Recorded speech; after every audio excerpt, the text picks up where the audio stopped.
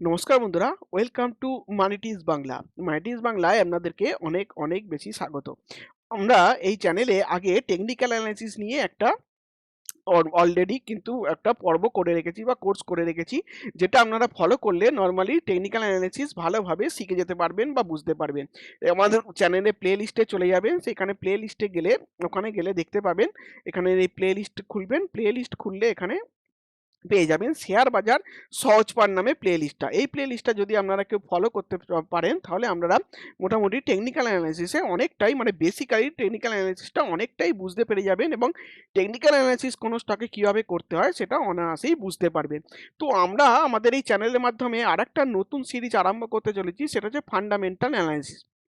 Fundamental অ্যানালিসিসের আগের দিনকে যে পর্বটা আমি করেছিলাম বা যে বিষয় নিয়ে আলোচনা করেছিলাম, সেটা ফান্ডামেন্টাল অ্যানালিসিস আসলে কি, অর্থাৎ ফান্ডামেন্টাল অ্যানালিসিস কাকে বলে।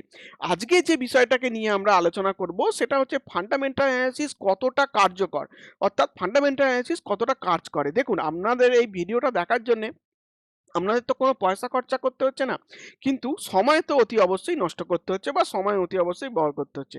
তো যদি ফান্ডামেন্টাল অ্যানালিসিস যদি কোনো রকম কোনো কাজই না করে বা এর যদি কোনো কার্যকারিতাই যদি না থাকে, তাহলে আমরা কেন শুধু সময় নষ্ট করব এবং শুধু কেন ফান্ডামেন্টাল অ্যানালিসিস করতে যাব।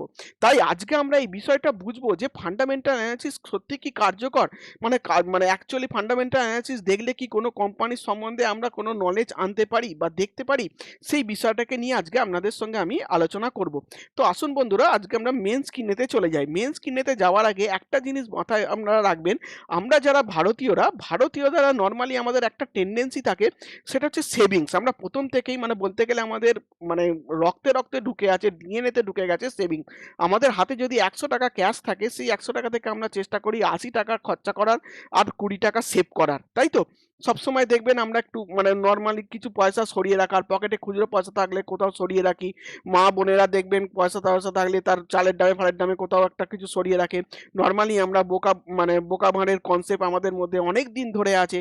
তাই নরমালি আমরা কিন্তু ধার জিনিসটাকে অনেকেই আমরা অ্যাভয়েড করার চেষ্টা করি, অর্থাৎ ধারটাকে আমরা বা লোনটাকে আমরা খুব একটা ভালো চোখে দেখি না।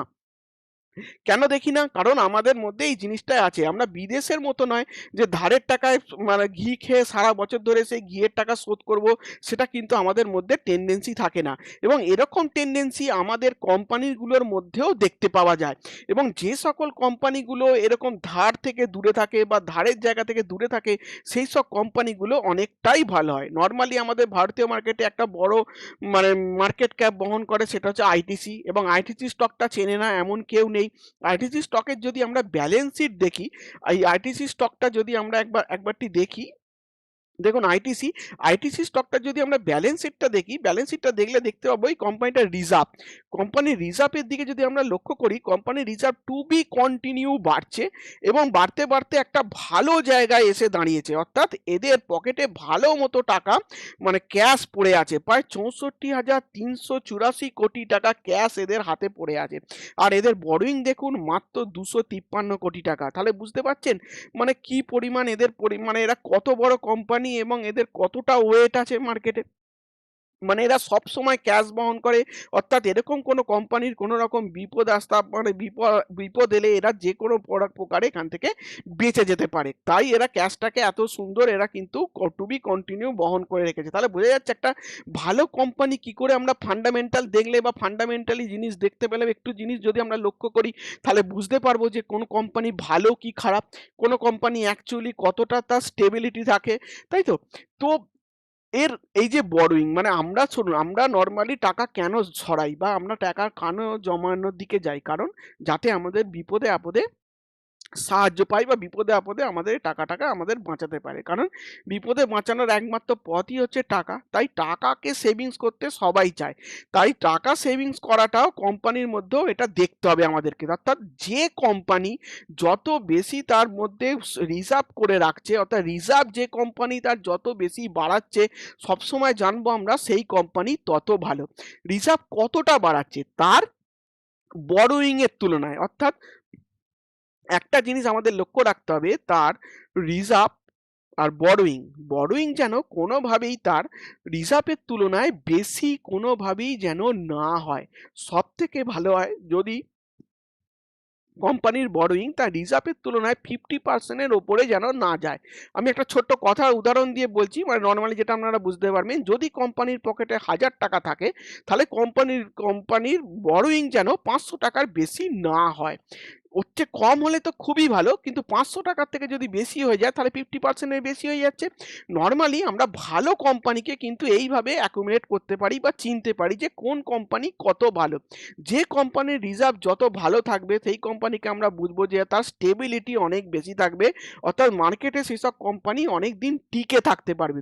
শুধু কি একটাই কোম্পানি, আরো যদি কোম্পানি আমরা কিছু দেখি, দেখুন ইনফোসিসের নামটাও আমরা অনেকে শুনেছি। ইনফোসিসের ব্যালেন্স শিট যদি আমরা দেখি, ইনফোসিসের ব্যালেন্স শিট যদি আমরা দেখি, দেখুন রিজার্ভ টু বি কন্টিনিউ, এদের রিজার্ভ আজ পর্যন্ত যবে থেকে কোম্পানি স্টেবল হয়েছে বা কোম্পানি যবে থেকে শুরু হয়েছে তবে থেকে দেখুন খুব ভালো কিন্তু এই কোম্পানি রিটার্ন দিয়ে এসছে।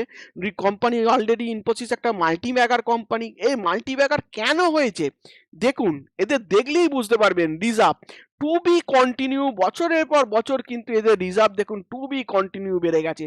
সেই পরিমাণে বরোয়িং দেখুন, প্রথমে তো কোম্পানি পুরো ডেট ফ্রি ছিল, জিরো বরোয়িং ছিল, এখন কিছু সামথিং একটু বরোয়িং বাড়িয়েছে। তবু নর্মালি দেখতে গেলে কোথায় এদের ব্যাংক ব্যালেন্স বা কোথায় এদের টোটাল ক্যাশ আর কোথায় এদের মানে ধার মার্কেটে, যেখানে 72,206 কোটি টাকা এদের ক্যাশ পড়ে আছে, সেই জায়গায় মাত্র এদের কাছে বরোয়িং আছে, অর্থাৎ মার্কেটে ধার আছে 7,720 কোটি টাকা।